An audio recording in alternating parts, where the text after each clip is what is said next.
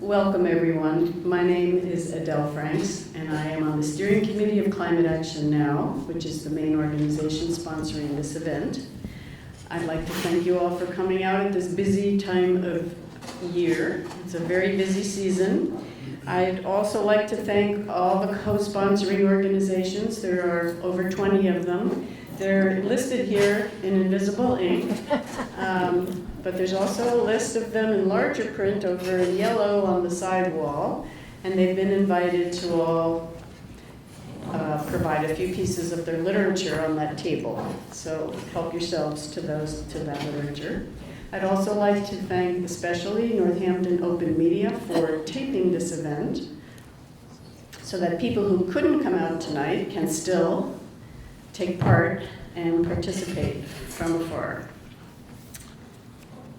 We're going to be hearing from our city council candidates who are newly running for a city council seat so that we can learn from them how they would like to see our city show leadership in addressing the biggest crisis of our time, that of climate change.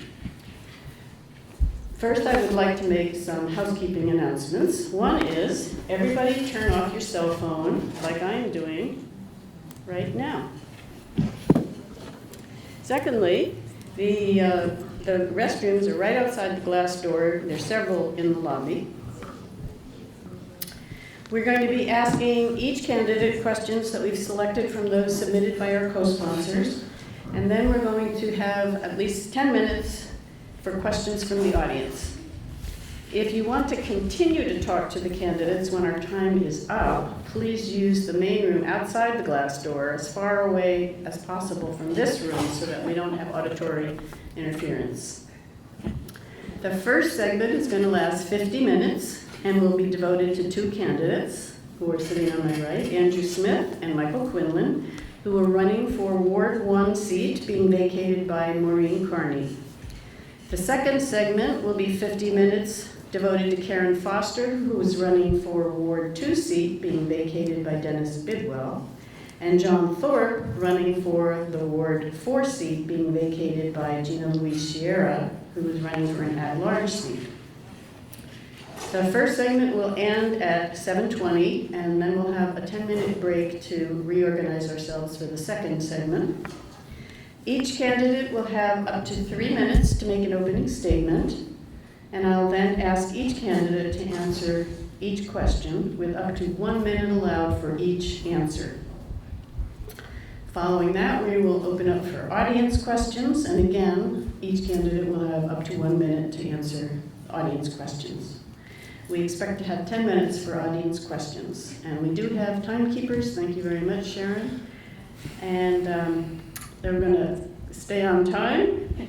And so, without further ado, we're going to launch right into our opening comments. So, Andrew, would you like to make the first opening comments? I just want to make sure this thing's working. Are we good? Louder. Okay. All right. So, first off, thank you so much for organizing this. It's really important. And it's wonderful to finally meet Michael. Okay. It's wonderful. Is that good? Okay, so it's wonderful to finally meet Michael. We've been knocking on doors, and I guess we keep crossing paths, so it's a good thing. You still can't hear it? I can. Try this one. Try it.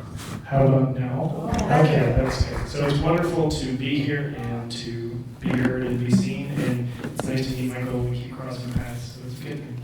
So I was thinking about what I was going to talk about on the way over here.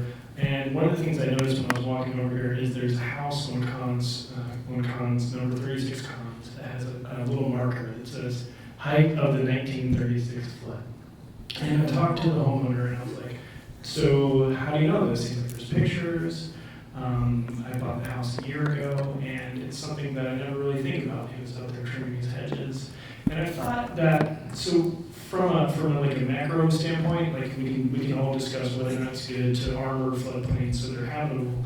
But I think that's a good metaphor for like where we need to be when it comes to the climate debate. Like here we have somebody living a perfectly normal day in a downtown area in a place that was once underwater because collectively we decided that we would mobilize our resources to do something about it.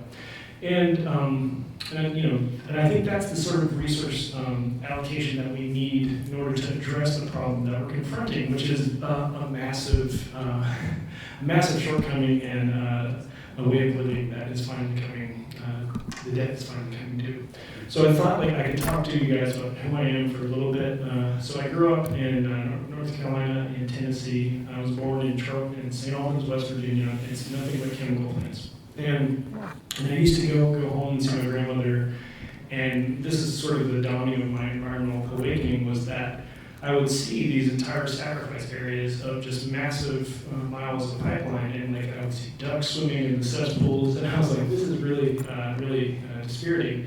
And so I think from an early age, I was always aware of the costs of doing business. And so I decided when I was becoming a grown man, I was growing up, I didn't drive my car, I rode my bike everywhere, I was a vegan for a long time, and during that period of time, the lion's share of the global emissions were released in my lifetime. I'm 40 years old, and over the past 40 years, we've released more emissions than anybody has ever seen in the entire history of the industrial era. So, I've dedicated my life to addressing the problem of climate change. It's what I do professionally. And I think we're reaching the stage now where all of our individual actions are not as meaningful as a bold, collective decision to make this our number one priority, so that at some point in the distant future, someone can basically just be hanging out on their front lawn, and they can remember a time when we were confronting this massive, horrific, terrifying challenge, and yet we overcame it. So conceptually, I want us all to think of that marker of the 1936 flood, and what we can do to look back in a stable way and say, yeah, this is our challenge, and we met it. And I think we can do it. It's going to take a lot of work, and I think what we have to do is give up our preconceived notions of what is or is not possible. This sort of hyper-competitive world we've created isn't working, so let's make it known. Thank you. Right. Michael. Thank you very much for welcoming me here, for inviting me. Again, I'm Michael Quinlan, and I'm a candidate for City Council in Ward 1. This is the first time I've ever run for elected office. First time I've ever done this, and so there are things that my wife and our family, we do in our home that we believe are the right things to do. We try to walk the walk as best we understand how. We both drive hybrid vehicles. We have a farm share to reduce the carbon footprint of our vegetables that hit our table. We compost. We do all sorts of things. And I even think about that 2 years ago we were doing things that we don't do now, and vice versa, because we're learning, right? We're learning all the time. Northampton was ahead of the curve here 15 years ago, writing a sustainability plan. Mayor Hagan's worked on that, and it's being rewritten, every so often because more information is available. We're learning more and more and more. And to me, that's a big part of what I think we can do and what I think we can accomplish is incremental change. If I'm 10% better today than I was yesterday, that's pretty great. I would be really happy to be better every single day than I was the day before. I think, this is a community that cares greatly. We have a very passionate group. I mean, you see over 20 organizations putting this together to discuss these very important issues. And I think what you'll get from me here today is that I understand there's no magic wand. There's also no white flag. We have to be bold. We have to push forward. And again, incremental change is important to me. Get better every single day. I'm someone that has worked very hard to be a team player. I lead a team at my work. I love to coach when my kids were younger. I love to coach because I love to build teamwork. I love to do that. And I think a lot of what we need here is someone that can step in with our city council to replace Maureen and be a part of the team and push forward the agenda that Northampton sets. I've got some ideas about how to set that agenda, and I'll give you those as we go on. The last thing I'd just like to say, it's also great to meet Andrew, and I think as you look at what we're going to talk about tonight, the goals are the same. I think we're going to find that everybody in the room is really on the same team here. We may have different priorities, we may have different ways of going about it, but that's going to be about politics and policy, not really about science. So I look forward to being part of the process here. I look forward to sharing ideas with you. And again, my idea of achievable goals, if elected, I'll be presenting a number of them. Thank you so much. Thank you. I am going to alternate who gets the questions first, but I'm going to start with Andrew. The first question is, do you believe that we're facing a climate emergency? Yes or no? Absolutely, yes. Do I get 3 minutes to address that? No, 1 minute. 1 minute. Yeah, absolutely. We need to declare a climate emergency in the city council within the first term. That hopefully, if I'm elected, that's one of the things I want to prioritize. And I really think we need to reorient everything around a way of making this our top priority through the budget review process, reviewing allocations for departments, asking the tough question of like, why do you need X number of hundreds of thousands of dollars for gasoline? You know, in some like micro way, like when we talk about defense spending, like this is our micro defense spending. Like the subsidies that we give to these industries that are collectively killing all of us are things that we need to eliminate. And I think part of our public process needs to be like to prioritize cessation of allocation of resources for particular things such as those. Let me just pass it to Michael. I agree 100%. This is absolutely a climate emergency on planet Earth. The United Nations has said so. Our own Ed Markey has said so. Our scientists around the globe are telling us this. We know this to be a fact, and it needs to be taken very seriously by government. Every elected official, from a first-year city councilor to the president of the wait a minute. Every elected official, from a first-year city councilor to the next president of the United States, needs to make this the #1 priority on their agenda, in my opinion. Our city council is already there, having approved recently the Sunrise Movement's resolution to support the Green New Deal unanimously. That was terrific. And just quickly, there's a need for a sense of urgency here. And you know, I operate with a sense of urgency. You know, this is something that I do very well. I go out and I get things done. When I drew the papers for this, I turned them in 9 days. I took it very seriously. So sense of urgency is important. It's something that I bring to the party. Thank you. It's a little awkward with only one mic. Second question is, every day we're learning how other municipalities around the globe are taking bold steps to meet aggressive climate goals. What role do you think Northampton should play in addressing our climate challenges? If elected, what sort of leadership role will you assume to address the problems? And do you have any specific legislation that you're considering promoting? We'll go with Michael first. Thank you. You know, I mentioned in my intro, I think we're lucky here in Northampton that the community cares and our elected officials reflect that care. You know, we are a leader, like I mentioned, but again, I don't think Northampton can rest on our laurels here. I think there's plenty of work to be done. We can continue forth with that. And I would hope to play a leadership role in that agenda as we go forward. I have one really specific idea I'll give you right now that I think we can accomplish very quickly and easily. My son Patrick, who's 20 years old now, was on the Mayor's Youth Commission when he was at Northampton High. And they worked on the plastic bag ban. They surveyed the community, asked a lot of questions, figured out what the ramifications of that were. If elected, I would ask the Youth Commission to start immediately on black plastic. Black plastic, we understand it doesn't get reused, so black plastic, when you throw it into the recycling center, it gets thrown immediately into the waste. So it's almost single use as a result, and there's no reason for us to be using that here in Northampton. Andrew? Okay, so the specific legislative priorities that I want to accomplish within the 2 years that a city council member is given is to enact the following pieces of legislation. First, the PACE program. So there's a statewide program that allows property owners for industrial, commercial, and multifamily properties to put property, they're called PACE programs. It's purchase, anyway, it's PACE, P-A-C-E, property assessed clean energy projects, property assessed clean energy projects. So those need to get on, there's enabling legislation that city councils need to do in order to allow property owners to put the taxes, put the improvements on their tax bills. And the city council needs to enact that piece of legislation immediately in the first term that I will be on. Second is a ban of single-use plastic cups. Berkeley and San Francisco have done that. That's something that we need to replicate here. We also need to ban hookups to natural gas, impose a natural gas moratorium on new construction.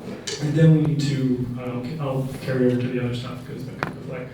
The International Panel on Climate Change calls for a 45% reduction by 2030 in our emissions. Louder. In order to avoid a rise in our temperature more than 1.5 degrees Celsius.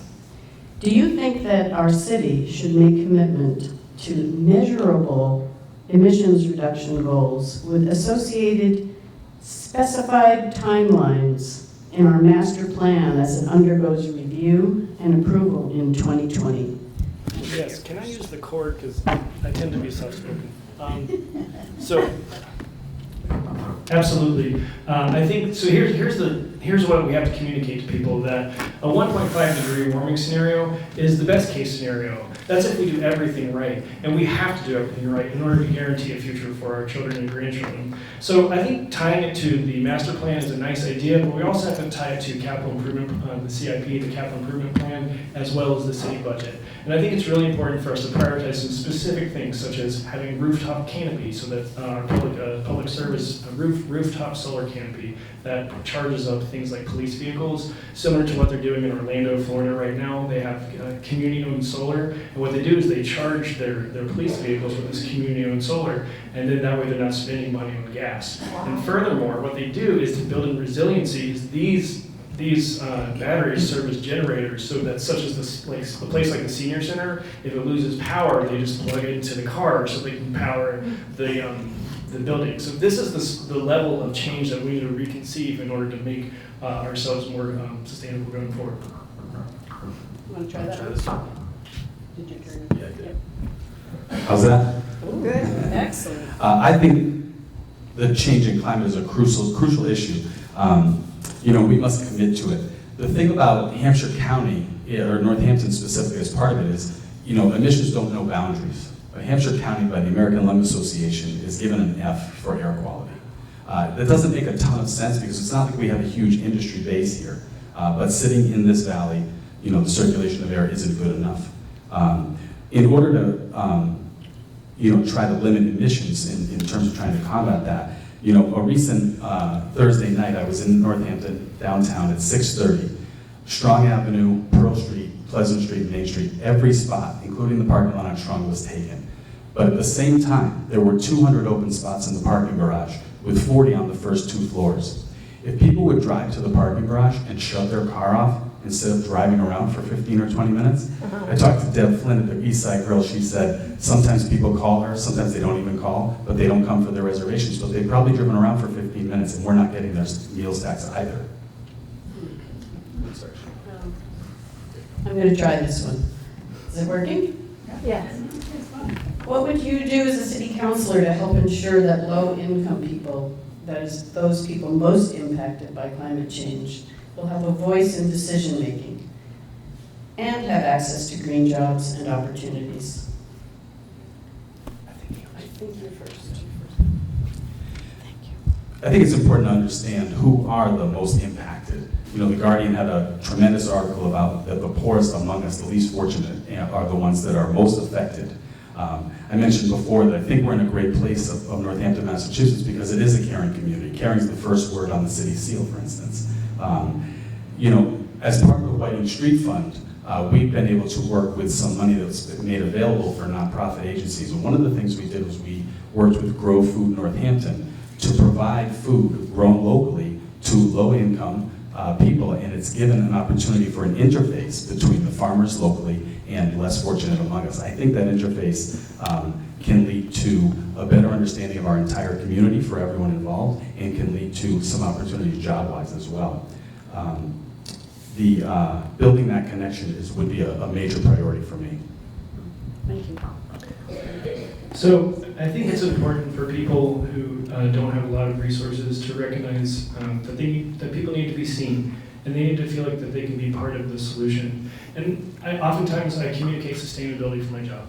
And I can't afford a Tesla, I can't afford rooftop solar, but you know what I can afford to do? I can afford to put a clothesline in my backyard, and I can dry my clothes on my clothesline in the backyard. And a lot of people can do that. And I think what I'm trying to tell people in my daily experience is that there is room in a climate future for people who don't have a lot of money, who can't buy a new shiny consumer item to make their life less impactful on other people. And I think just by seeing people and telling them that there's a place for you in this community, in this future that we're building, building. What we do is we actually broaden the scope of what our impacts are and make people move out of the space of feeling shame for their inability to take action on climate, and make people feel empowered by letting them know that they're a partner in the solution as well. So there's no like specific policy proposal except for saying that you are part of our community and you are welcome in our solutions together. And I really mean that because the impacts of climate change happen at the bottom and they work their way up. Thank you. Do you support the resolution passed by our current city council opposing the construction of any new gas infrastructure in our region? Yes or no? So through work, I've actually worked in this item, so I have to be very careful, like legally and ethically. So from my perspective, I do not support it. I know that the broader community does not support it. I think it is also a regional problem with a regional solution that requires shared sacrifice among the multiple communities that are on this natural gas pipeline that we all kind of share and use. And I think having targeted reductions within each community and then sharing those goals across boundaries rather than kicking the can down the road to other communities is a really important way to come up with viable solutions. Absolutely, we have to get off of natural gas. Totally a problem. Methane is a huge issue. At the same time, we have to actually change the equation, the calculus of how people make money off of these things so that they don't want to do it. So we shut down the natural gas pipeline. There's going to be, in Charlton, Massachusetts, there's going to be a natural gas bottling plant that's going to bottle millions of decatherms of natural gas on a daily basis and just sell them to power plants. So as long as it's profitable, people are going to do it. So we have to advocate for carbon pricing on the state and local level.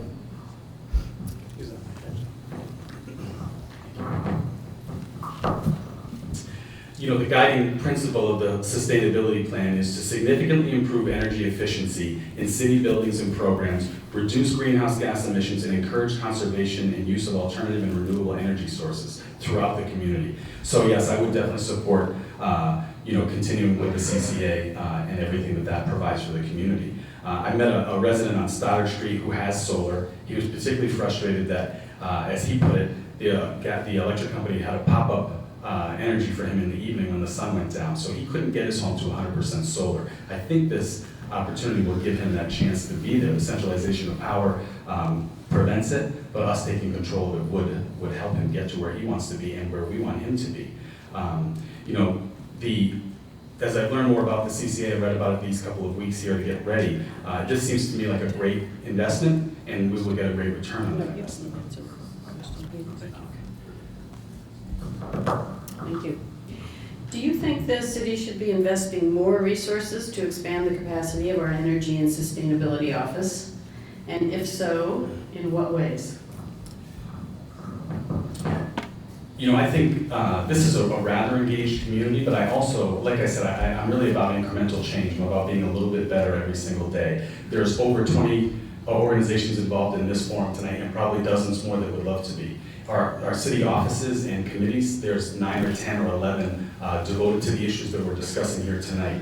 I would love to propose holding some sort of summit or convention and getting everybody together at once, inviting the community to participate, and I would really like to get the Sustainability Office to monitor that and run that process and create from that an agenda for Northampton to be a worldwide leader for municipalities under 50,000 people. How do we combat climate change on our size and in our place? That's something that we could write here and pass along to the entire world to use. We could invite scientists, we could invite politicians, and most importantly, with the organizations here involved, maybe we can grow their ranks as well. Sure, yeah. So, Chris Mason's great. I like him. He's a good public servant. He's really good at communicating the concept of climate change and adaptation and mitigation to people. So I think anytime you have a qualified municipal department and someone who's in a department who does their job well, you want to boost the resources that are available to them so they can do more. And I think specifically, in order to implement the changes to our city in a rapid way, it'd be nice if the Sustainability Office was part of the budget review process, so that when departments are sitting there asking for more money for the newest toy, they can say, like, how does this new toy match our master plan or our sustainability plan? And if it doesn't, then it would be nice if they could recommend to the mayor, like, don't fund it, because it doesn't meet your goals. Because unless there's a voice in the room and a voice at the table that's actually making comments on what does or does not meet the plan doesn't get implemented. So support the person, give them more staff, and allow them to become part of the allocation of resources. Thank you. The Northampton City Council voted recently to support the Blue Communities Resolution, which includes a point that the city will not sell single-use plastic water bottles. Yet some of our schools are selling this in the cafeteria. What would you do as a counselor about that? Would you support an ordinance for water filling stations in commercial buildings and existing schools? And beyond that, what kinds of rules for access to and disposal of single-use plastic waste would you support? For example, styrofoam. And that is my first. Okay, so once a week we go out to eat dinner, right? And it's nice, we do takeout. And we went to Moshi, and I got some delicious sushi, and it came in a nice paper bag, right? And I opened it up, and it was just filled with styrofoam. It's not their fault, but the reason why there's a plastic bag that's not on top of it is because we have a plastic bag ban in place. People move as far as you tell them they can't move, right? So we need to expand that. We need to have a single-use plastic ban in our community, and the communities that are doing that right now are Berkeley and San Francisco. There's language that's in place that we can crib from in order to implement locally. And essentially what I want to do is say that you cannot sell things that are not compostable, that are not based from like a biological product, and do that. And then the reason why it's important is because the natural gas that gets used to make plastics, even if we do everything renewably and sustainably, there's still like this massive carbon source that just goes to cracking over hydrocarbons in order to make plastic. So if you cut plastic out of the waste stream, what you're doing is you're eliminating a huge source of carbon emissions. Thank you. Quickly, I mentioned before that I would try to engage the Youth Commission on a black plastic ban, and styrofoam would be my second order of business there. And I think that's something we can enact almost immediately. But I want to tell you about one of the greatest debates at the Quinlan family dinner table, which is which water bottle filling station at Northampton High is the best one. My son Tucker is convinced it's on the first floor over near the cafeteria. My son Patrick is sure it's on the second floor at the other side. And this debate raged on for weeks and weeks. And still, if it comes up now, they will take a couple of shots at each other to make sure that they each make their point. That said, I would propose water bottle filling stations in every municipal building. I think there's a discussion about getting them into Pulaski Park and into City Hall now. And then I would love to, as part of the convention, have a great debate as to which one's the best one in Northampton. Thank you. How can we make sure that state insulation and weatherization funds are reaching people who most need to benefit from them? From the savings of living in a weatherized home, for example. But those people tend to be the least able to take advantage of the Mass Save program because it involves waiting for rebates rather than having immediate savings. What can we do locally to get homes and businesses better weatherized?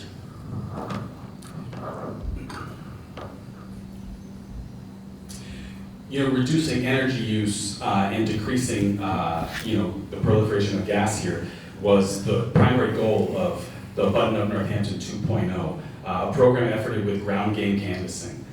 There was a goal to reach 100 homes with this program.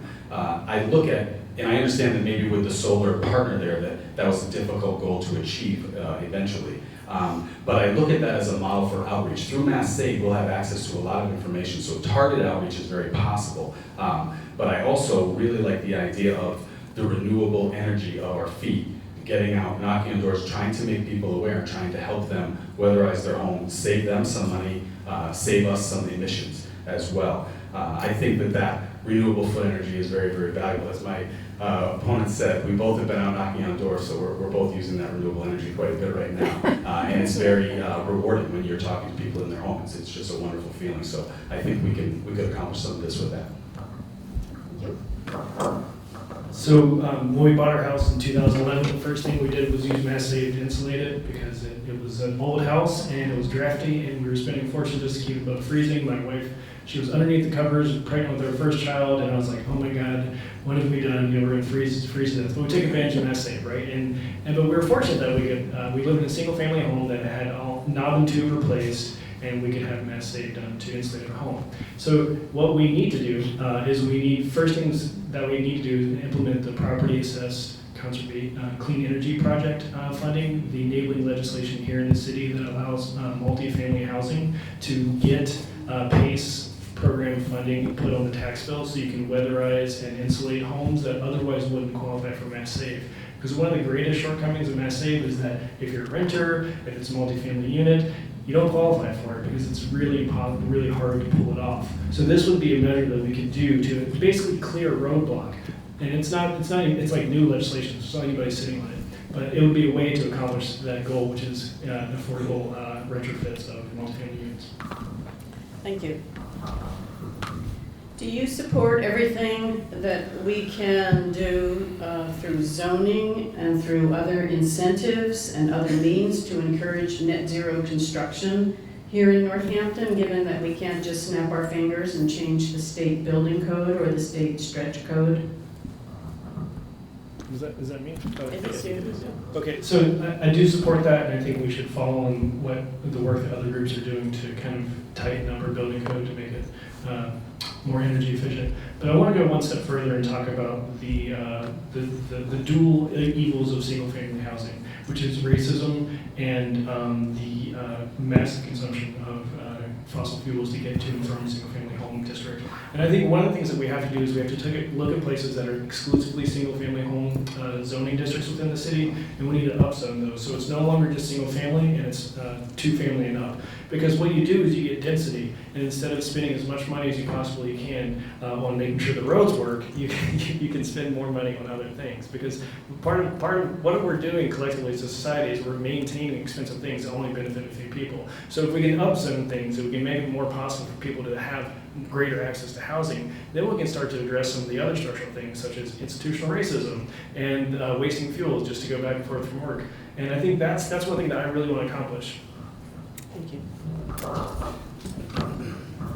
I also agree that I would, very comfortable saying at this time that I would support any measure to get Northampton to a net zero construction, sort of bylaws. Our city is already engaged with the, I won't get the name right, International Energy Conservation Code, and our city council is voting on that, as well as other departments are learning on this as well. This is a code that's written and by information gathered from plumbers, builders, scientists, all sorts of people around the world to create this code that will get us there. It's going to allow us to make adjustments to zoning, it's going to allow us to make adjustments to permitting, and ultimately will get Northampton to a net zero construction, at the very least for municipal and public buildings. Thank you. What policies and ordinances will you propose and support in the area of transportation to cut our emissions from that sector? For example, what infrastructure improvements would you recommend to make us a more walkable and bikeable city?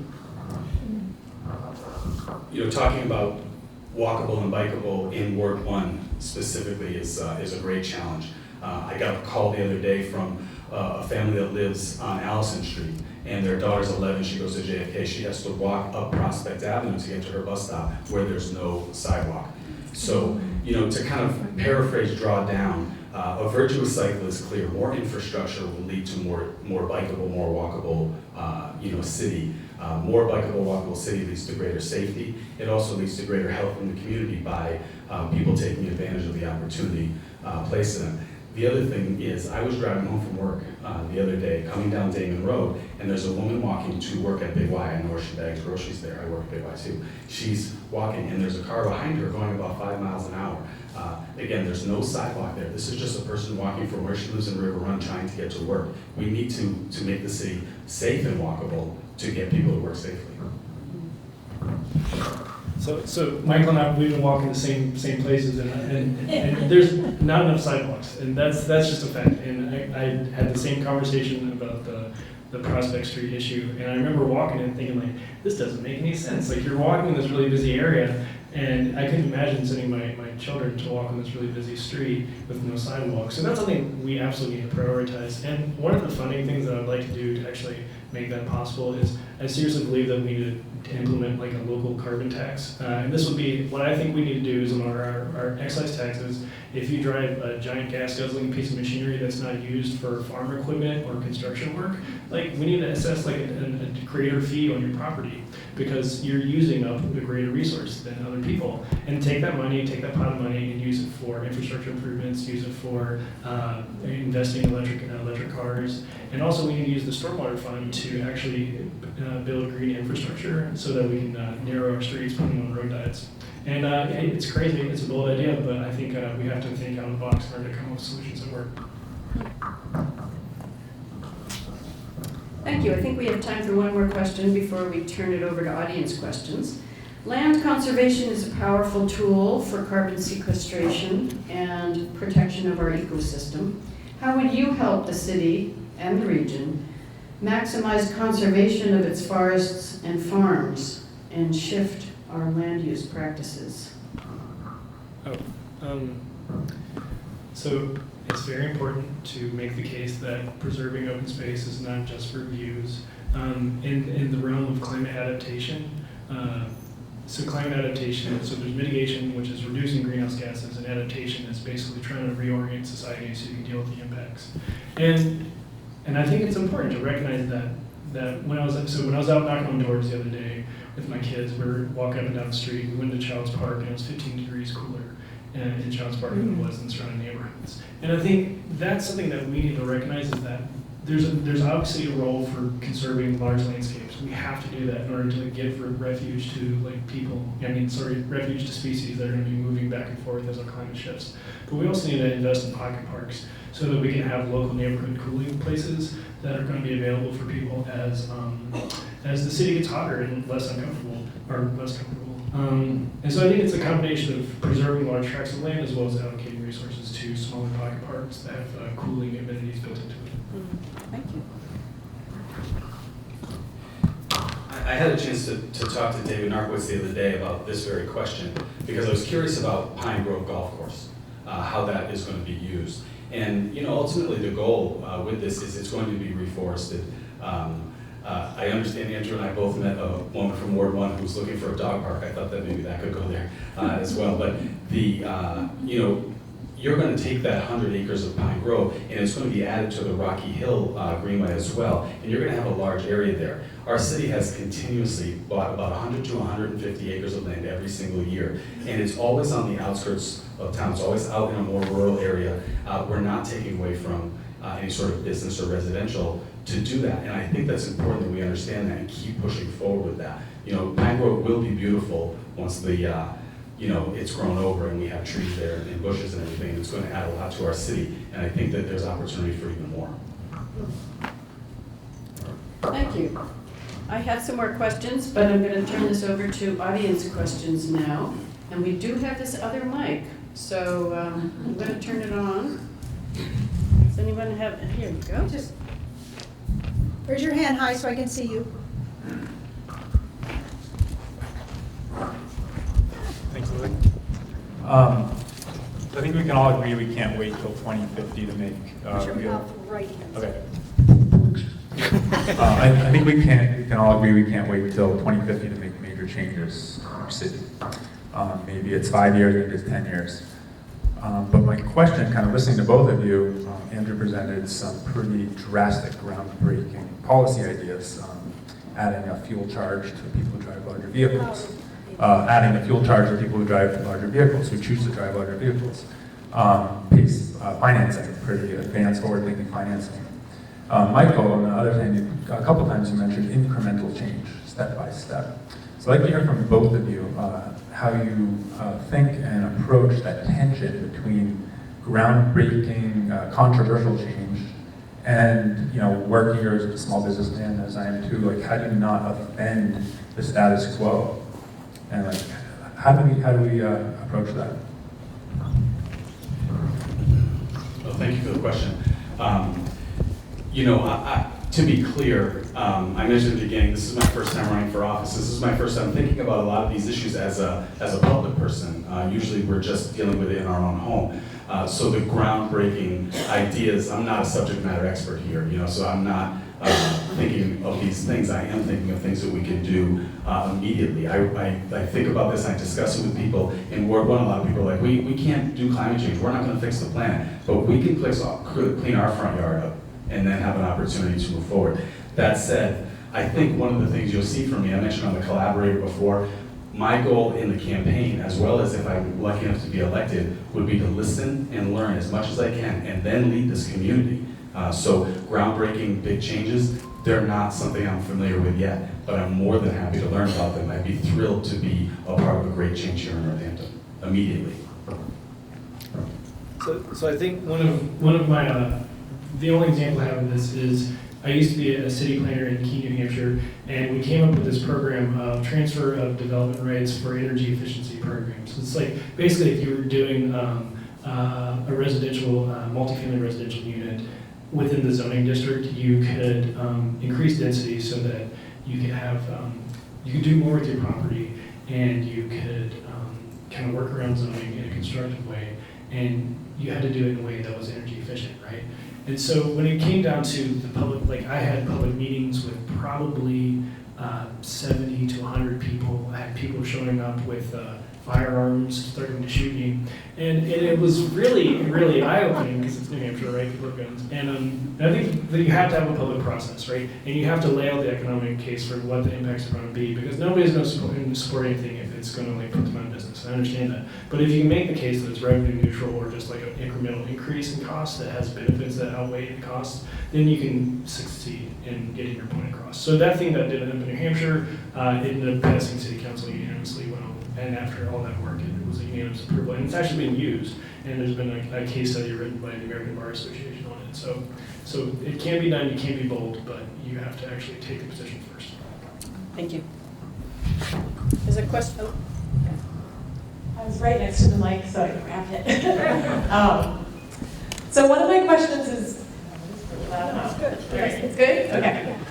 One of my questions is, we have a lot of resources in Northampton and surrounding community. You know, Wayne and others have invested a lot in bike trails, and you know, there are a lot of ways to get downtown. We have multiple ways where you can bike through the city. And I met with Amy from the Downtown Northampton Association, and I'm a cyclist and I bike everywhere, and she was like, wow, I never really thought about incorporating bikes into the downtown. And I met with one of the business owners, and he was concerned about no bike racks on the sidewalks. And so I think there are things that we can do to encourage folks to reduce our carbon footprint and make it easier. And we already have some of these resources that really are just making people aware. So what are some small or fun ideas you have to help people make easy choices to be able to do things like have a place to park their bike in front of the Dirty Truth?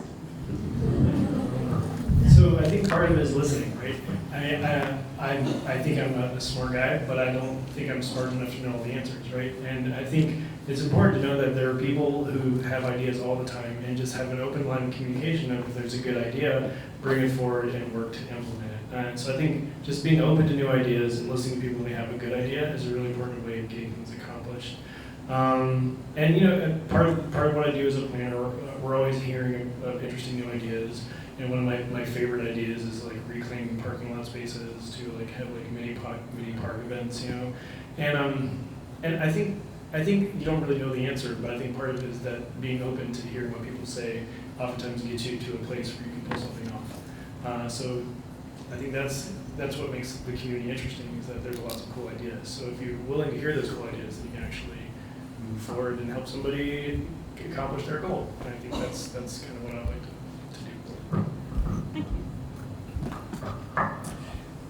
One of the most interesting things, you mentioned having a bike rack specifically where you wanted to go. One of the things that we kind of understand about downtown Northampton is people want to come into town to eat. I mentioned before that on a Thursday night I saw all these parking spaces full.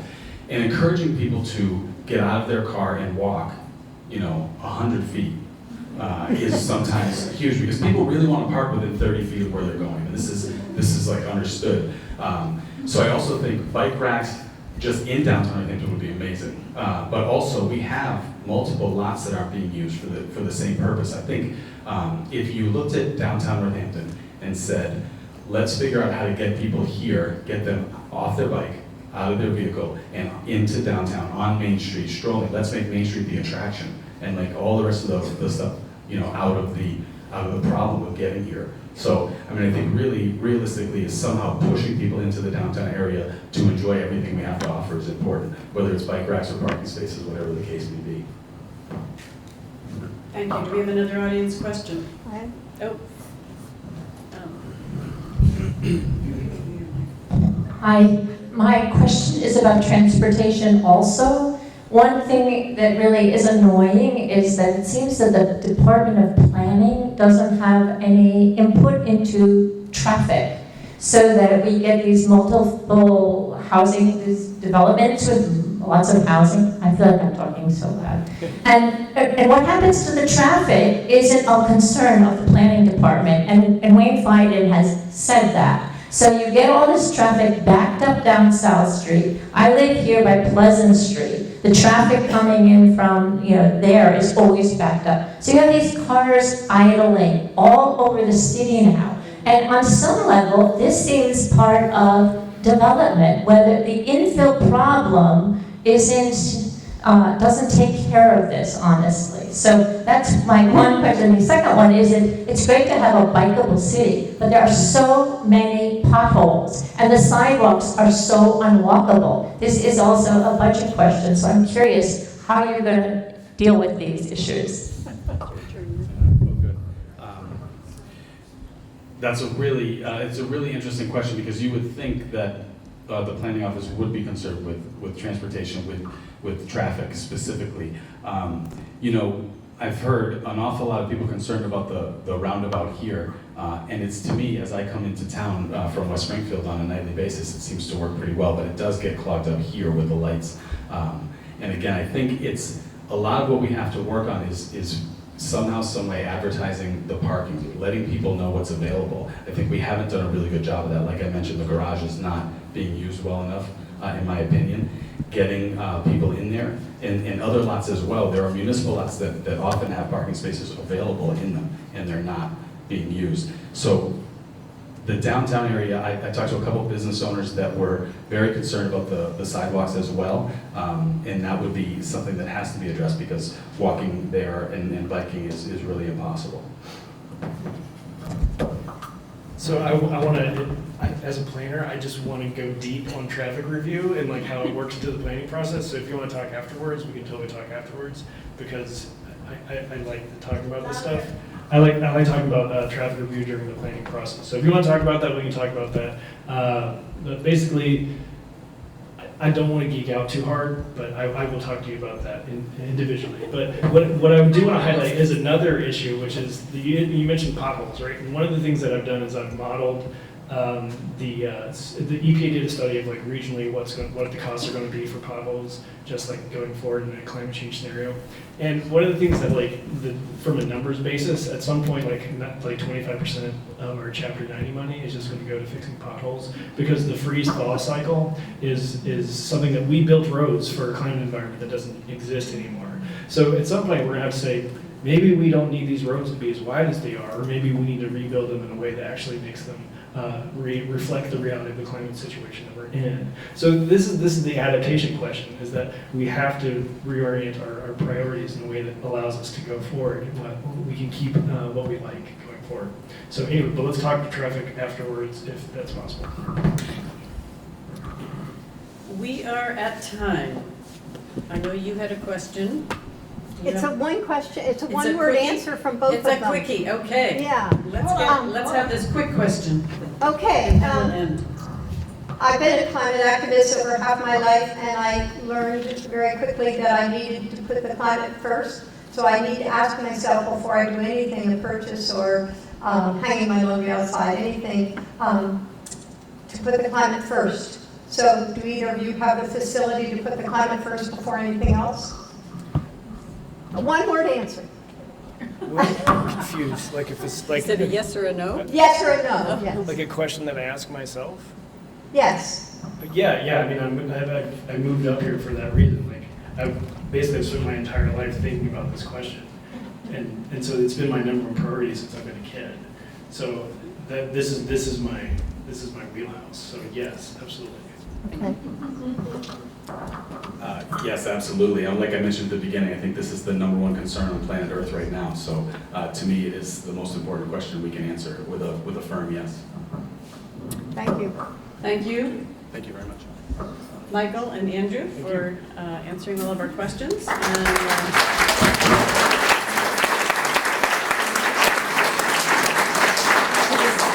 excellent audience, thank you. And I imagine you both are willing to have more discussion outside. Absolutely. Okay. As far And away we from the will now classes transition for 10 minutes to our second forum. Welcome back to the second part of our forum. We're going to use the same format of 3 minutes for an opening statement for each candidate. And then we will go into questions, and each candidate will have 1 minute to answer each question. So we will first go to John for his opening statement. Thank you, everyone. Hello? There you go. That's it. Testing. Good evening, everyone, and thank you for coming. It's an honor to be here before each and every one of you to be able to tell you a little bit about myself and talk to you about climate change. My name is John Thorpe. I'm a resident of Ward 4, 97 South Street, and I've been living in Northampton now for a little over 20 years. I currently work in the courthouse down here in Northampton. I'm a probation officer. Been in probation since 2001. A little bit about my job is I enforce court orders, but at the same time, our job's an alternative to incarceration. I deal with all types of individuals trying to rehabilitate, and I work with people with substance use disorders, mental health issues, PTSD, trauma, you name it, I'm dealing with it, and homelessness also as well. When I'm not working, I'm a believer in dedicating my time in the community and volunteering extensively. I'm on 3 different boards. I'm also the second vice chair of the Democratic Committee. I'm running for Ward 4 City Council because I'm dedicated to the community and I want to serve the community. Thank you very much.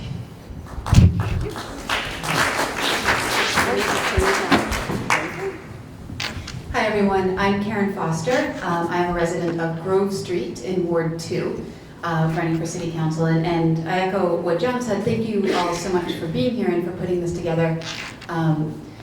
You know, one of the things that's been really interesting to me as I've been talking to people who live in Ward 2 is that the main issues tend to be affordability and climate are what are on people's minds. And so I'm excited to have this chance to talk climate tonight. During the day, I'm the executive director of a nonprofit called All Out Adventures, and we run outdoor recreation programs with people who have disabilities, seniors, and veterans. I was just in Brighton today, biking along the Charles River on the Esplanade. It's a beautiful day. So similar to John, I have experience with people of all abilities, all income levels, all walks of life.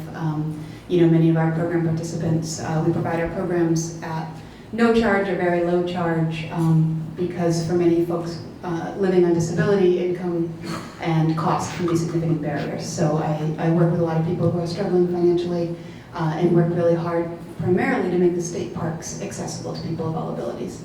I'm really excited to be running for City Council. I first moved to Northampton in 2004. I absolutely love this city and community.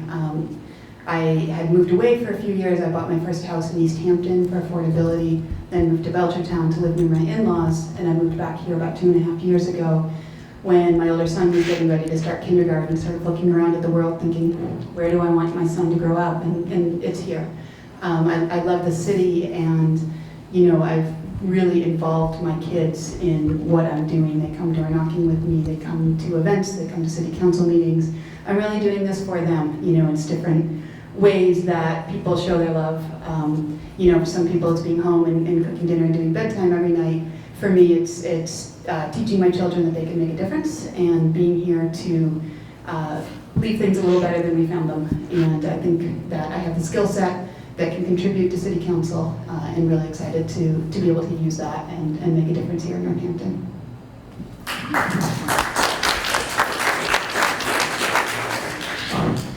Well, thank you both for your opening statements. I think I neglected to mention that Karen is running unopposed for Ward 2, and John is running unopposed for Ward 4. Because we had some people who arrived after our initial introductions at the very, very beginning, so I thought I'd better mention that. All right, I'm going to launch into the questions that we've gathered from our co-sponsoring organizations, and the first one is a short one. Karen, do you believe we're facing a climate emergency, yes or no? Yes.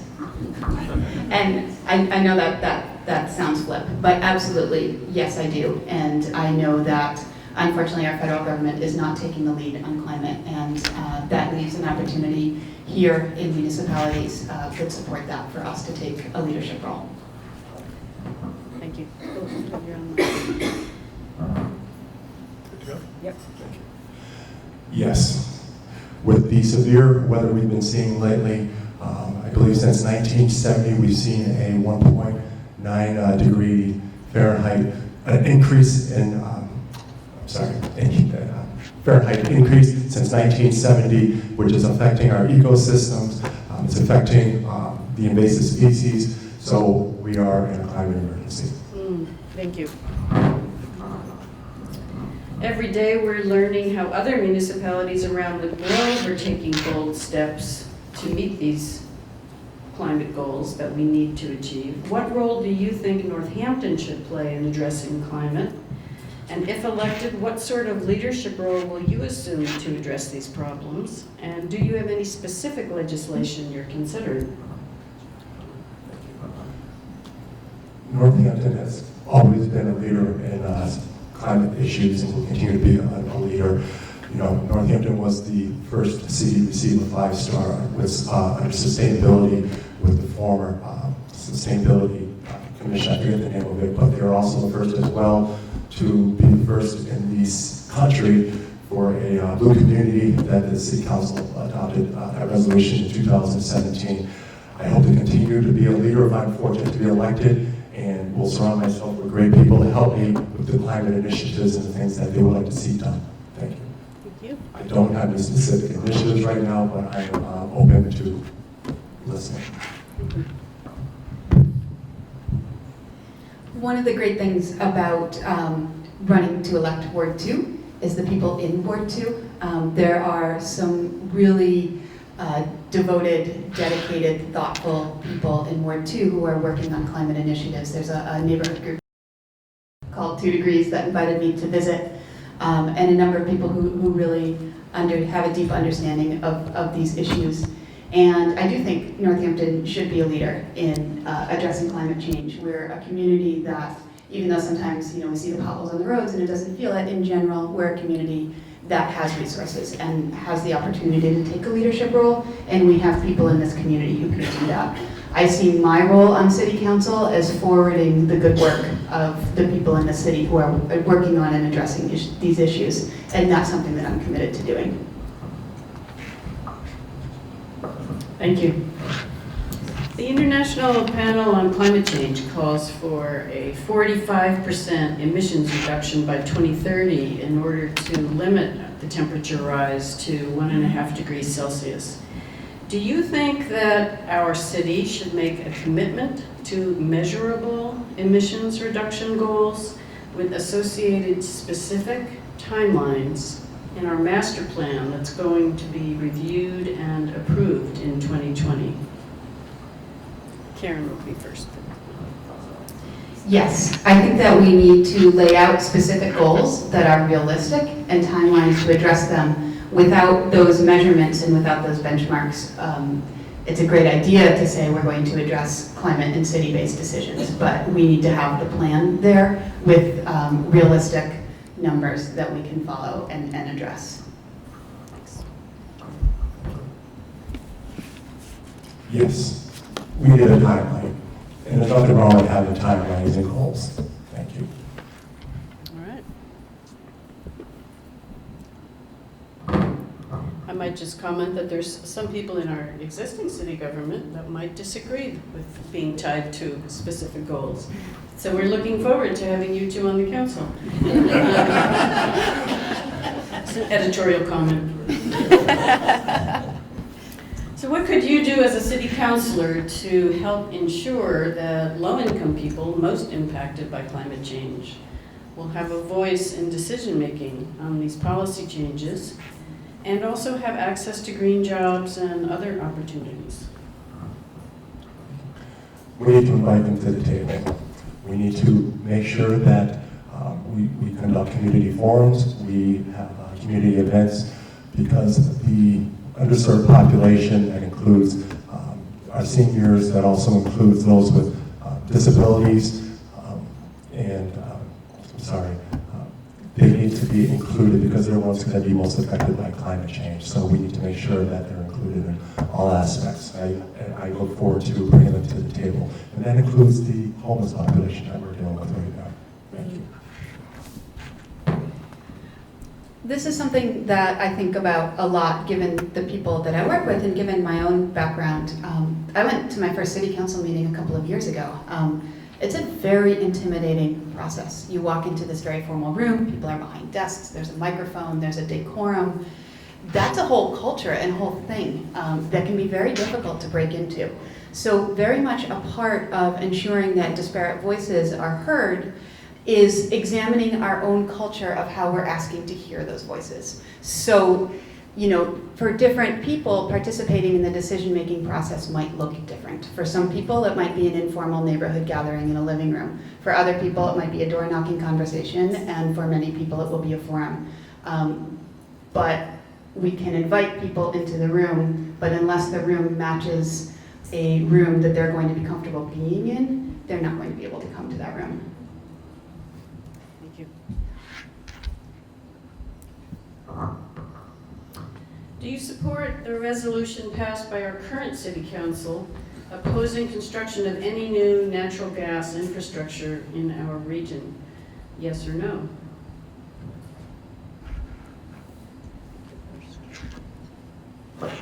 Excuse me. The quick answer is yes, if it comes with education and alternatives. I bought my house on Grove Street about 2.5 years ago, and I've learned a lot since then, but at the time it was this sort of, oh, do you know about the moratorium? It's very house shopping, and it was seen as a real drawback for houses that weren't already on natural gas. So I felt like I won the lottery when I found a house that has natural gas, and we put in a high efficiency furnace, and I was like, yes, I'm doing it.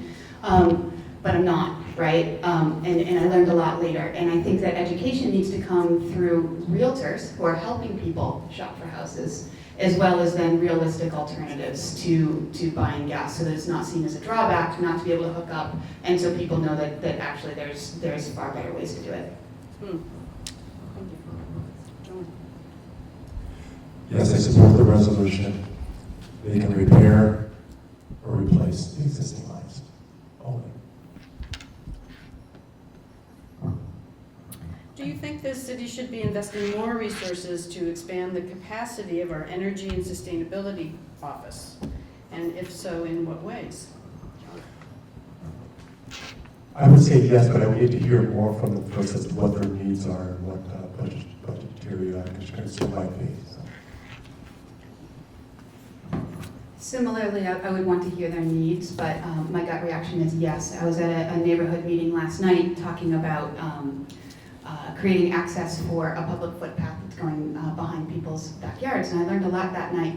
But one of the things I learned is there's a half-time person responsible for a significant amount of the maintenance. And I'm sorry, the details are escaping me, but it struck me in that moment of resources are needed, as well as that opportunity to conserve land.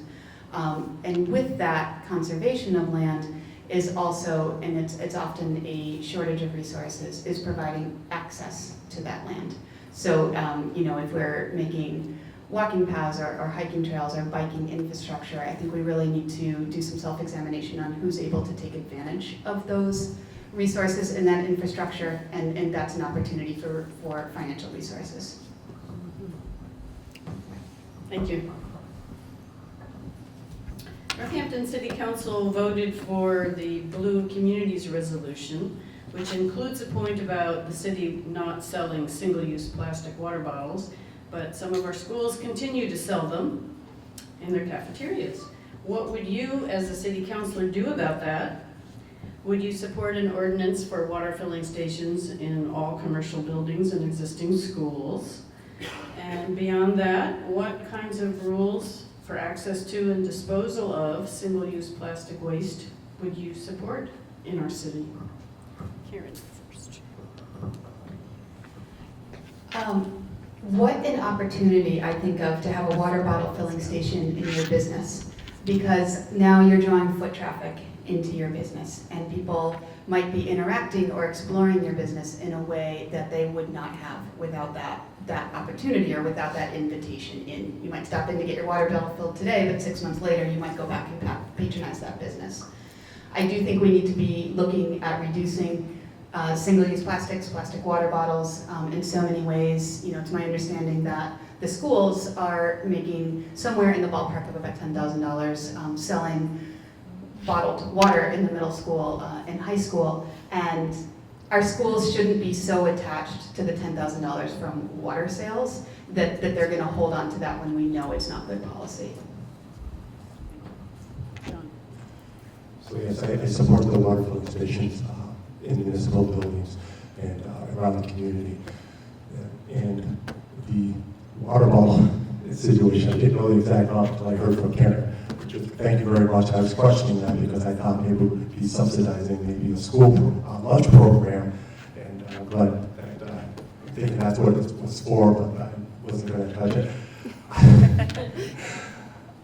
I don't have a specific as to a specific policy that I would implement right now. What I can tell you is that I've been approached by 2 individuals in the community regarding an ordinance for styrofoam ban that I'll be looking further into. Hopefully, if I'm elected, it'll go a little bit further. Thank you. Thank you. How can we make sure that state insulation and weatherization funds are actually reaching the people who most need them and can most benefit from the savings of living in a weatherized home, but who may be the least able to take advantage of the Mass Save program because it requires you waiting for rebates rather than upfront savings? So what can we do locally to get homes and businesses better insulated and weatherized? John, first. Thank you. Definitely community engagement is going to be needed.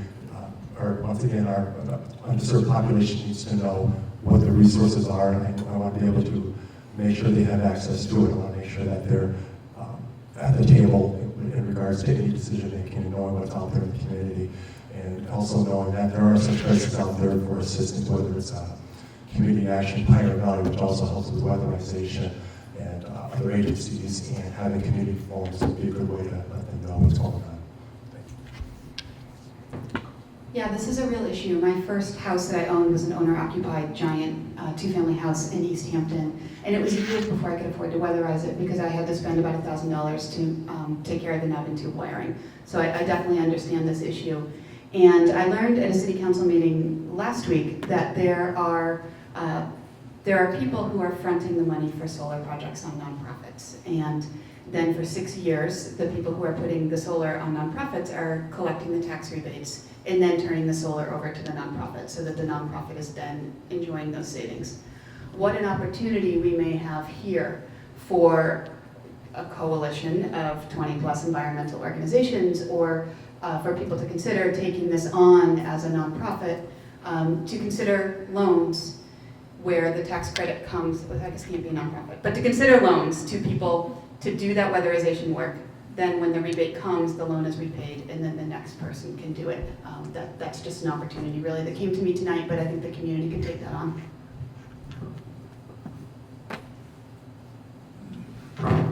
Thank you. So given that we can't immediately on our own change our state building code and our state stretch code either, do you support doing everything we can through zoning changes or through other forms of incentives to encourage net zero construction in Northampton? I think zoning in particular is a real opportunity to encourage the type of construction that we as a city would like to see. I think another opportunity then is for that demand to come from buyers of the construction. So again, I'm sure it's an education effort. I have to admit, this is not the topic that I am the strongest in, but I think that zoning is a real opportunity. I've been thinking about it more as far as increasing multifamily housing and density, and that opportunity can expand to net zero as well. Thank you.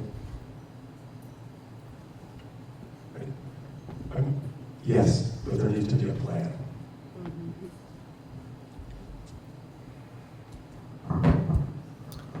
What policies and/or ordinances would you propose and support in the area of reducing our transportation emissions?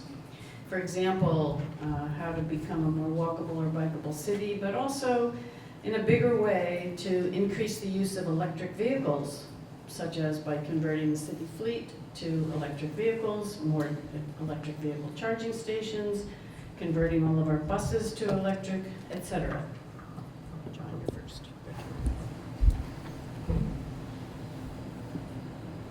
I support the expansion of the bike lanes. I would support the expansion of the community shared bike program.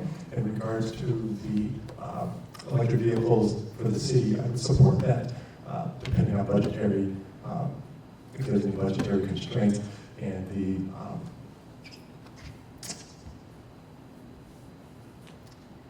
more electric vehicle charging stations. I believe Northampton at this time has 60 within the 9 miles of the city,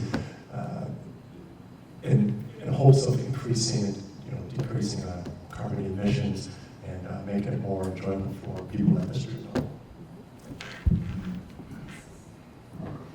So I think there's a lot to pack into a 60-second answer, but I think our budgets are our values, and so as we look at capital improvements, looking at can we nurse along a police cruiser for another couple of years to afford an electric one, and then kind of look at replacing the fleet that way. But I think honestly, a really low-hanging fruit that we have access to here in Northampton and that matters is the sidewalks. How many unnecessary vehicle trips happen in the winter because the sidewalks are impassable? And that is true for me, and I'm able-bodied, and it's true for many seniors who are concerned about falling, wheelchair users who can't get down the sidewalks. And the way it works right now is if the sidewalk is impassable, you have to report it, and then there can be a ticket. It's a process, and I'll admit, there's a sidewalk near my house that's been impassable every winter, and I haven't reported it yet, right? So I think we need to look at proactively enforcing clearing the sidewalks, or the city potentially taking on the main thoroughfares. And that's just one low-hanging thing that we can do as a city. Yeah, you're getting quite a response with that. The city is beginning a process of redesigning Main Street. What is your vision for the heart of our city in the context of climate change? What elements of a redesign do you feel are crucial to support in lowering our emissions and in increasing our resilience and making downtown vibrant and inviting? Give us one aspect of your vision that excites you, even if it seems out of reach.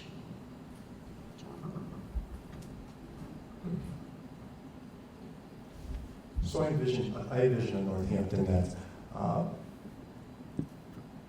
more walkable, biker-friendly, more bike lanes, less traffic. I actually support traffic calming measures as well to reduce emissions. And my vision for the city is if everyone would shop locally and support our businesses. Mm-hmm. Thank you. Perhaps not workable every day, but I would love to see Main Street closed to vehicle traffic on a relatively regular basis. And also, with that, a few years ago there was a demonstration of a complete streets project that included cycling infrastructure and reduced down to one lane for vehicle traffic, and the pedestrian crossing. It was by City Hall. The pedestrian crosswalk came out further, so you had a shorter distance to cross. Short of closing Main Street to cars, taking on projects like that. There's room on Main Street. It vacillates between 1 and 2 lanes depending on who's driving in front of you anyway. There's room for that to be one lane and to have a separate bike lane, or passable lane for people. Thank you. Land conservation is a powerful tool for carbon sequestration and protecting our ecosystem. How would you help the city and region maximize conservation of its forests and farms and shift our land use practices? So I mentioned earlier this neighborhood meeting I was at last night about preserving access to a footpath along the Mill River. And Wayne Fiden said something that it really made a lot of sense. And his idea with land conservation is really to conserve pockets of land here and there every time he can. And it really addresses one of the concerns that the neighbors had was, is there going to be more traffic? Are more cars going to be parking in front of my street if this footpath is well known? And Wayne's point was, well, yeah, but if they have their own neighborhood green space, they'll go there without driving.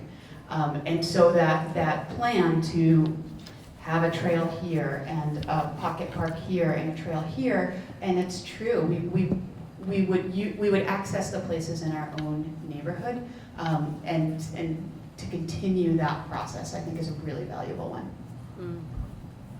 John. So I definitely support conserving of our land here, and I believe Northampton has done a great job in doubling land conservation in the area. And we have the Conservation Committee, which oversees the open areas land in Northampton. They're currently overseeing about 2,500 acres of land. I also support the Northampton Public Shade Tree Commission, which does a great job of planting trees. And most people don't realize it, but trees do a lot. They actually provide oxygen. They absorb carbon dioxide. They protect our roads. They actually that's cool. So I'm definitely supportive of that. And along the It's okay. Thank you. So how would you inspire public engagement and work collaboratively with residents to achieve our climate and environmental goals? John, you want to take that first? I definitely would say public input, and I would definitely like to have more community involvement, more community meetings, community forums around it, and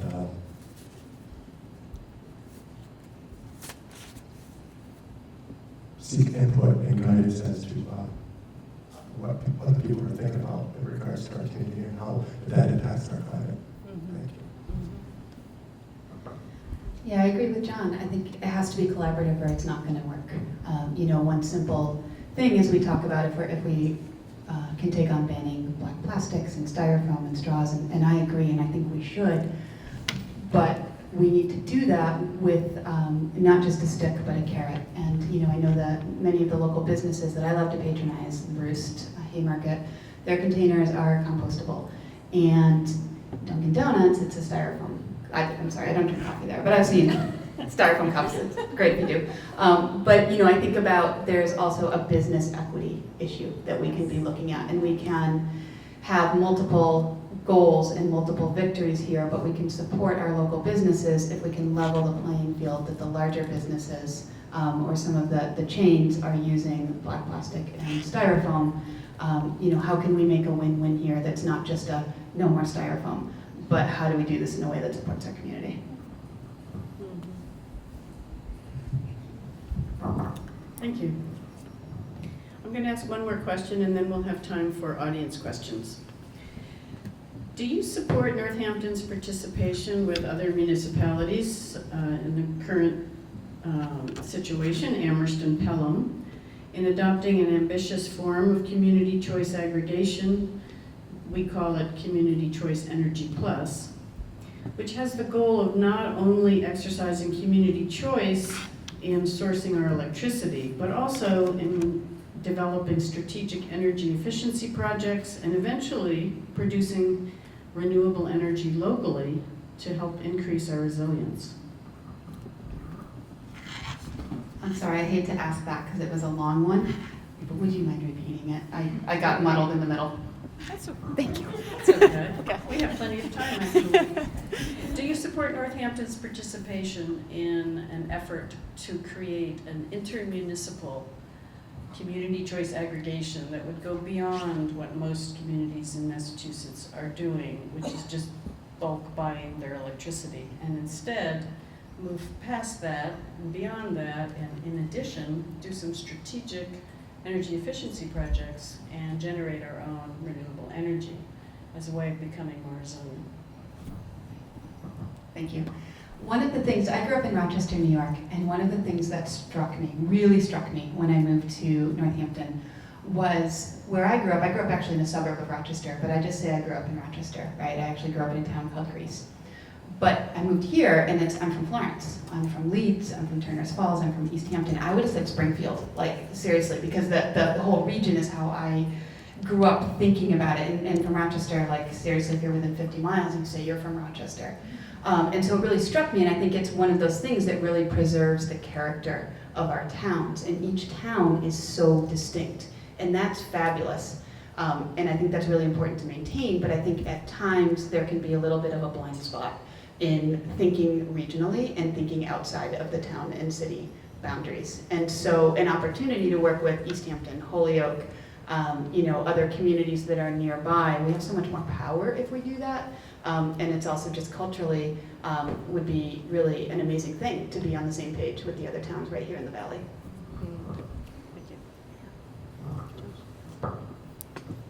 I'm going to say yes, but I also need to make sure first that's viable for our community. I would also like to see what the recommendation is from that $75,000 grant that Northampton received to do the study, to see if it would be feasible to do. So that's why I would say yes, but I also want to see the recommendation from that grant. Thank you. We now have time for audience questions, and so what we're going to do is up here we're going to use one mic, and we're going to give the portable mic to Lily to give to people in the audience to pose whatever questions they may have. Questions?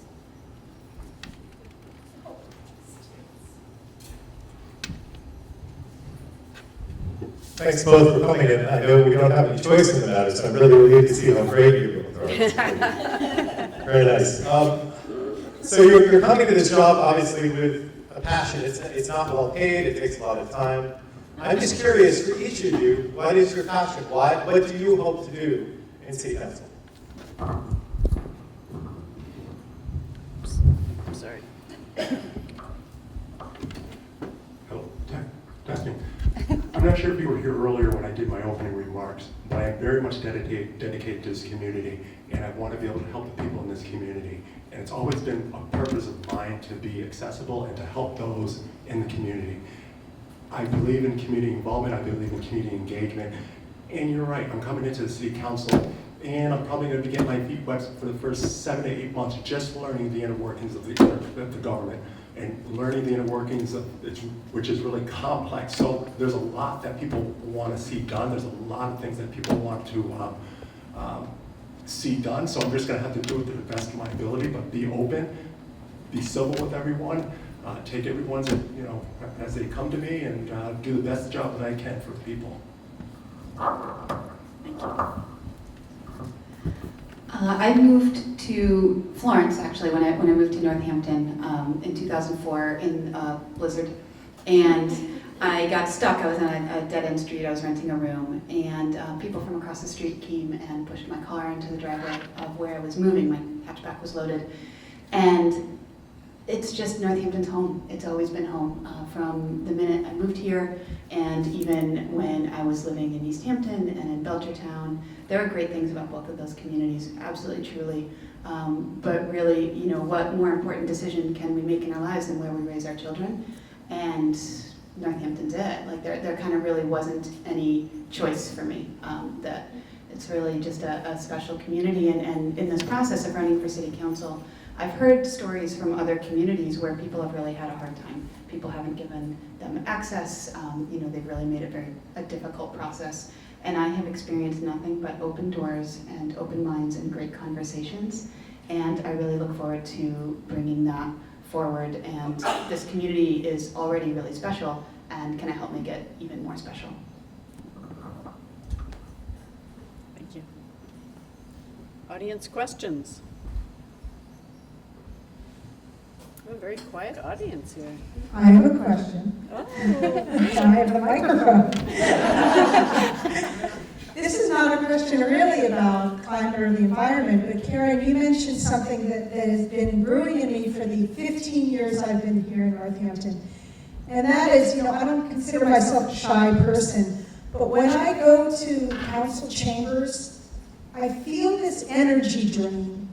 There's no place you can sit in that whole room where you can see everybody deliberating at the same time. And it's something about the fake paneled walls, the white men around the room, the structure of us versus them that makes you feel intimidated and really like you just want to run in the other direction. So I'm wondering, you mentioned, Karen, that. John, I don't know if you've ever had that experience. If anyone else in this room has ever had that experience, raise your hand. What can we do to make our city council experience and engagement with the public more inviting and less intimidating? Karen, do you want this one? Well, you can both answer. Hello. Sure, go for it. So, Lily, totally agree. My understanding is that the city council meetings have to be held in a municipal building. I already asked, and I want to look further into it, about bringing the meetings to the people, whether it's Hampshire Heights, whether it's somewhere else in the community, but I believe, if I'm not mistaken, that municipal buildings where it's videotaped, the council meetings need to be held there. That's my understanding. So how But I about do want to bring a it up to fabulous community. 5 makeover of city council chamber? With orange paint? No, the first time I spoke at public comment, I literally ghosted outside here and watched myself go up to the microphone and speak. That was scary. It really is a setup that does not invite people into the process. And, I was at one meeting where somebody couldn't hear, and then there was, oh yeah, there's assistive listening. What are the assistive listening devices? Where are they? And this whole discussion, but maybe the assistive listening devices should be out so that when you walk in, you can grab one. And, maybe it's as simple as a half a sheet of paper on some of the chairs of what is the process. How do you speak if you want to? What does that look like? What will happen? 5 steps. And maybe it's us individually inviting people, to come and speak who haven't been there before, or just come and watch that process. And yeah, I think an extreme homemaker over the council chambers would help. But it really is, I think, a process that unless you're willing to, not even willing, unless you are understand what that is all happening, it's a difficult one, and I think it's on us to invite people into that process. Well, I suggest that the first thing you do when you're both on city council is recommend that the furniture get rearranged. Yeah. At the very least. There was a question up there. So, yeah, the first thing you can do is make these counselors line up along the long wall. Anyway, my question is a little different, and it also broadens out the discussion. I spend a lot of time working for Western Mass Medicare for All. And it's connected to climate change, as so many things are. And in general, not all of the solutions that we're looking for can be local. So my question is really a more general one, which is, how much should the city council take care of its own stuff and stay local? And how much should it weigh in on state and national issues related to these questions? I think you I think so. I think they're related. We have to take care of our own stuff, for sure. We have to make sure that we're approving the budget and looking at capital improvements and, the municipal improvements that we've been talking about here tonight, absolutely. But at the same time, we also need to be looking beyond ourselves. So, it's great if we fill a pothole on Grove Street, but if we don't have health insurance for our residents, that's a far bigger problem that's, not right in front of us. So I think that the resolutions have a real impact as far as getting media coverage, getting covered up to the State House, providing our amazing representative and senator with some power from their home communities as they're tackling legislation on the state level as well. And I think also, depending on what the issue is, it tells people the community is with them. So, I'm married to a woman, and I feel safe in Northampton, right? And if City Council 15 years ago passed a resolution saying we support same-sex marriage, which I don't know the history, they may well have, I would have moved here the next day. Or, if I knew that, that just sort of reinforces. Or City Council passing a resolution to support the Roe Act tells a woman in that difficult situation that the city is behind them, and I think that there is a time and a place for that too. You're here. Both are important. If they're important to any of the constituents, it's important to me. So I've heard both sides, and I'm sticking with, both are important, and I gotta pay attention to everybody and what's important to them. Whether someone feels it's not important or not, that's not for me to decide. It's important to them, so I gotta listen, I gotta be accessible to them. Thank you. Other questions?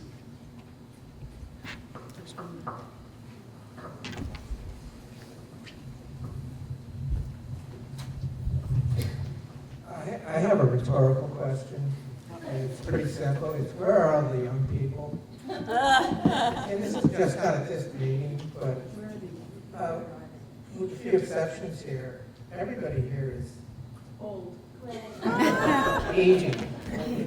And it just bothers me in a place like this where we have a very active high school Democratic club, and I'm sure we have other political clubs at the high school, but when we have meetings like this on almost any issue, it seems that the bell curve is way, way to the right.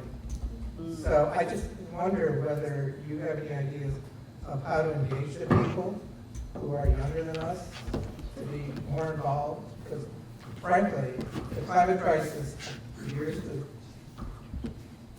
come to where we are, and it's going to take years to be resolved. And many of us aren't going to be here to see that, but I'd like to know that it's underway and it's going to continue after we're all no longer really involved in it. They're all getting ready for this.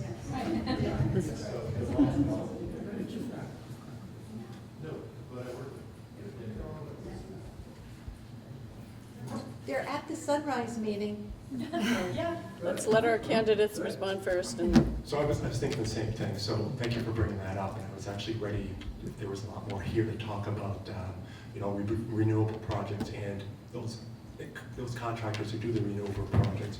I was hoping that they'd be local contractors, and with the local contractors possibly working in partnership with the vocational schools and the schools and teaching the students about climate change and the jobs they do, and at the same time training them in case they want to get themselves involved in renewable projects. That's a great idea. And when I heard young people, did you mean like teenage college student or young like 30s, 40s? 50 and under. Okay. So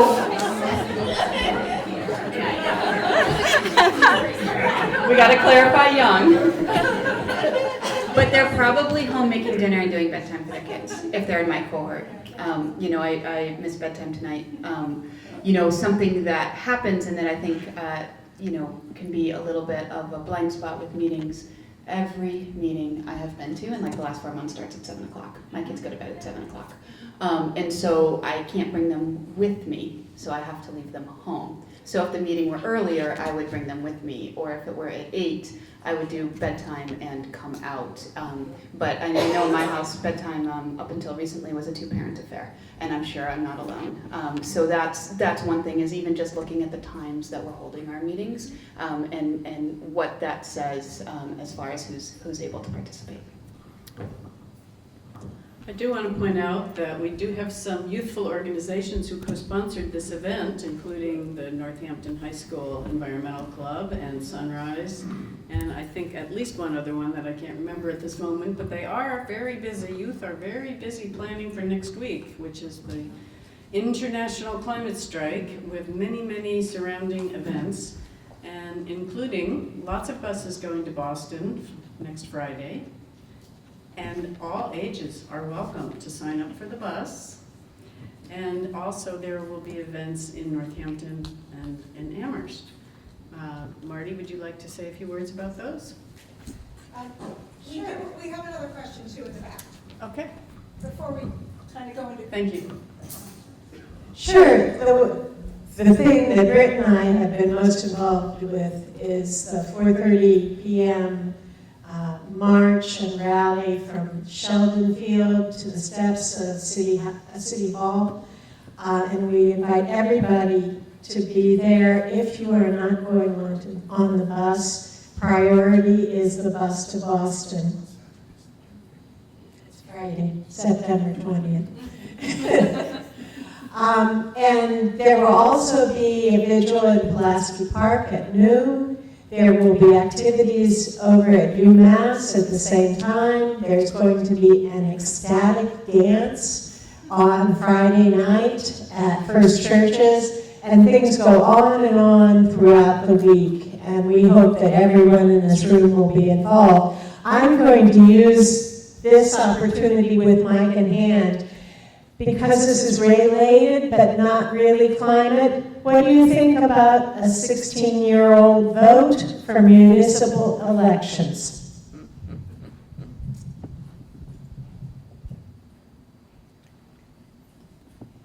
I guess we're going to ask you to respond to that.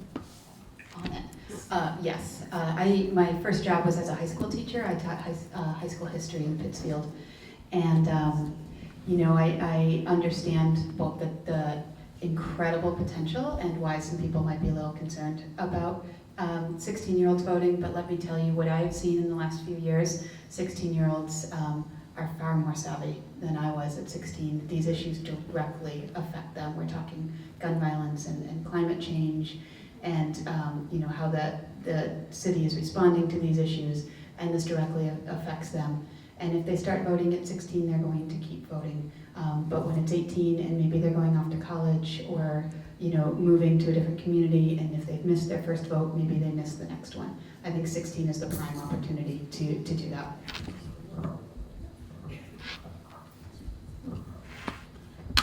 I've heard both sides of the argument, and I'm not opposed to 16-year-olds voting. I think we have one more question in the back. Hi. So I want to address two things. And I'm glad the 16-year-old voting age was brought up. I'm on the Charter Review Committee, and we had a forum back in, I think, March or April at JFK, where high school students addressed the community. And if you had gone to that and heard them, you wouldn't question it. Also, I did a little homework and looked into the civics curriculum in Northampton Public Schools, and it's changing. I took civics in junior high. When I went to junior high here, when it was the Holly Junior High School downtown.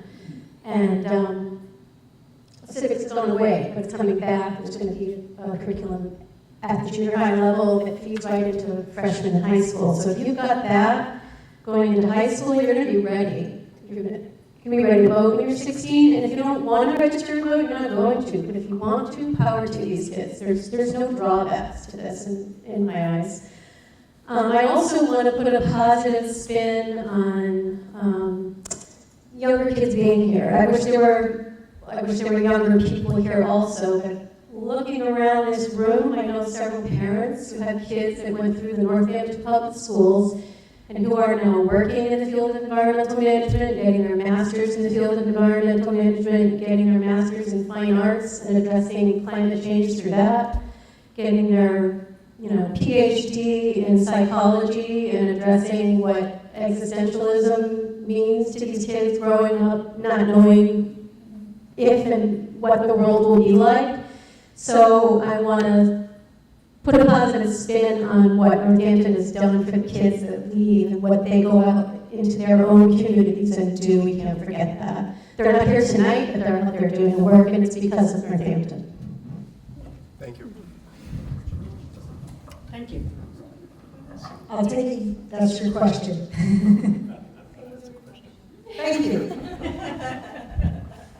I think we're going to close out this evening. Thank you all so much for being such a good audience, and thank you very much for coming and sharing.